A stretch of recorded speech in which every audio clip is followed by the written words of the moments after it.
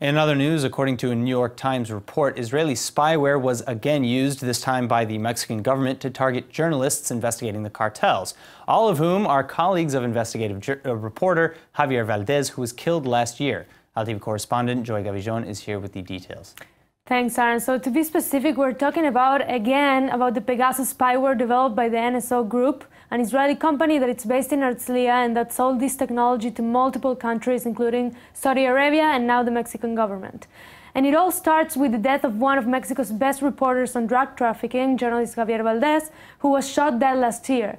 Then, only one day after the murder, his colleagues received a text message informing that Valdez's killer had been caught, only this wasn't true. All right, well, I think I see where this is going. I'm hoping that they did not open these messages then. Well, the messages contained embedded links promising key information about Valdez's death. So, considering that most of the murders in Mexico are almost never solved, especially in one day, no, they didn't open it.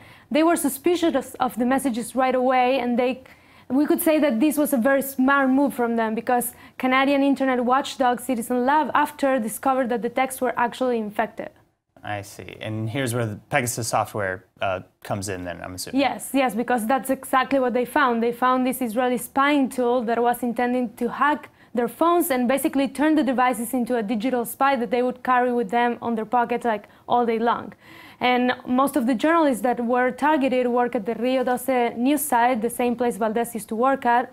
And that's a news site that it's very known to be critical of the Mexican government. All right, so obviously this sounds like an abuse of this technology, of course, because of who was targeted and why, which I guess we still don't know the why exactly yet. But again, if this is an abuse, then I have to ask, how exactly is this spyware supposed to work when it infects phones, for example? Well, look, the moment you open the infected link, Pegasus can access the camera and the microphone in your phone, as well as all of your emails and private messages. But according to NSO, they sell Pegasus spyware only to governments and justify terror and investigate crime, and clearly not to spy on journalists. Sure. And a spokesperson from NSO said, quote, "We do not tolerate the misuse of the products against civil rights activists, journalists, or any other innocent person.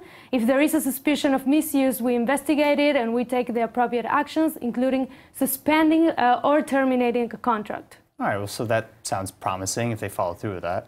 Well, yes, but Citizen Lab's report says that over the course of the past 2 years, they discovered that Pegasus was used by repressive governments to spy on human rights defenders, journalists, and anyone else who could be a threat to these powers, to their power. And they cite many examples, including residents of Saudi Arabia, the United Arab Emirates, Canada, and even the United States. All right, well, with that rap sheet, I'm failing to see, unfortunately, how NSO is taking these allegations seriously, or at least as seriously as they claim. But on the other hand, I do also understand that you can't always demonize the creator of a tool just because of, the misuse of its users. Exactly. So it'll be interesting to see how this all works out, in the end, and maybe if a new legislation or regulation could help, and what that even might look like. Until then, thanks for your report, Joy. Of course, Aaron.